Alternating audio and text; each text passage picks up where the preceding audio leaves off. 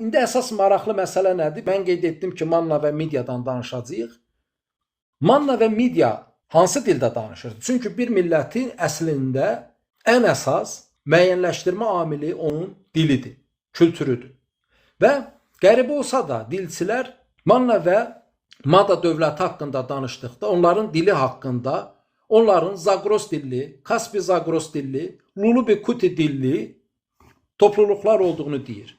Yəni göründüyü kimi heç bir lingvistik məna daşımayan Zagros dilli, Lulubi-Kuti dilli, Kaspi Zagros dilli sözləri ilə əslində alimlər Manna və Mada Midiya dövlətinin sakinlərinin kim olduğunu göstərməməyə çalışmışdı.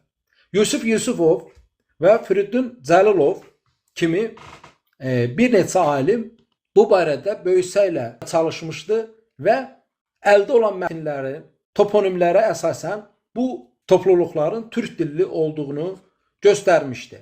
Mən indi Manna və Midiya haqqında, onların adının etimoloji təhlili haqqında ayrıca danışacağam. Demək ki, biz ümumi Alban tarixi əsərində Muase Kalankatlının Nuhun oğlu Yafət, onun oğlu Qamer Maday, onun oğlu Aşkenaz, onun oğlu Sarmat, onun oğlu Alban kimi göstərdiyini görürük. Və həmçinin biz qədim tarixçilərin bəzilərinin elə Albanların Masagetlər olduğu ifadəsinə də rast gəlirik.